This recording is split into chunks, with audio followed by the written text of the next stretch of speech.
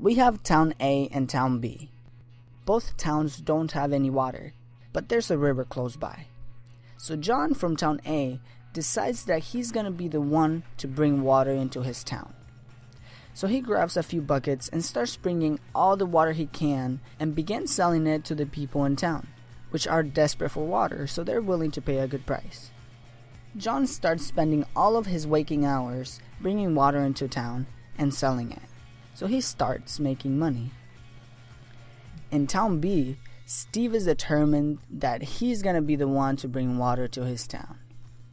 So he spends the next 6 months creating a funnel that can bring the water from the river directly to his house. He doesn't get paid for this, but after he's done, he starts selling the water to the people in town for a good price. But there's a twist in the story. John from Town A gets sick, so he can no longer bring water into the town. And since his income is dependent on his labor, he loses his income. Steve, on the other hand, he also gets sick.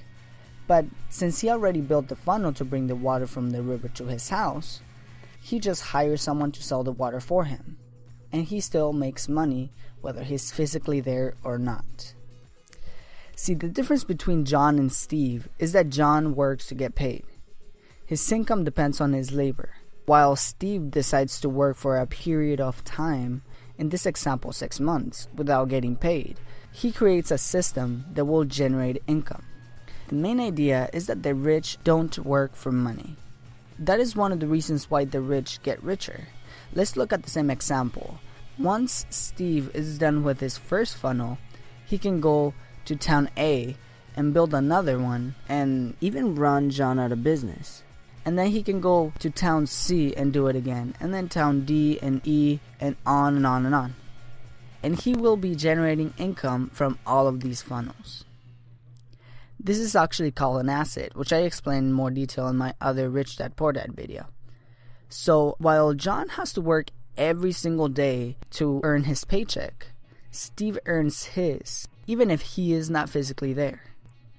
So again, when most people work for money, the rich build systems to generate money for them. Robert Kiyosaki explains that our financial lives are run by two emotions, fear and desire. The fear of not having money and not able to pay our bills makes us go find a job, which is perfectly normal and it happens to most of us. So then we get a job and start making money. Then desire kicks in. And we start thinking about all the cool things that we can buy. We start thinking about those new Jordans that just came out. We start thinking about that car that we always wanted. And then we spend all of our money. So the fear of not having money kicks in again. And then a pattern is created. We work, we get money, we spend it. And then we're back to square one every month. This is what is called the rat race. Dominating these emotions can help us achieve more lasting wealth. For example, dominating fear can help us work without having to get paid to be able to create an asset. And dominating desire can help us avoid spending money on things that we don't need. So pay attention how fear and desire play a role in your financial situation and avoid the rat race. Lastly, if you read the book, you know that Robert Kiyosaki did not listen to his real dad when it came to money. He learned from his friend's dad, who knew more about being rich, which he then called Rich Dad. I cannot emphasize enough the power of mentors. So go out there and find yourself a mentor that know what he or she is doing. Okay, let's review the ideas again. First, the rich don't work for money.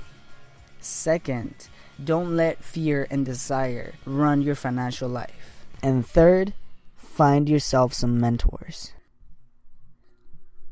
Alright guys, I hope you liked this video and got something valuable from it. Let me know in the comments below, what are some of the things that you're doing to improve this area of your life? And if you have a friend that would like to watch this, share it with them and subscribe for more great ideas.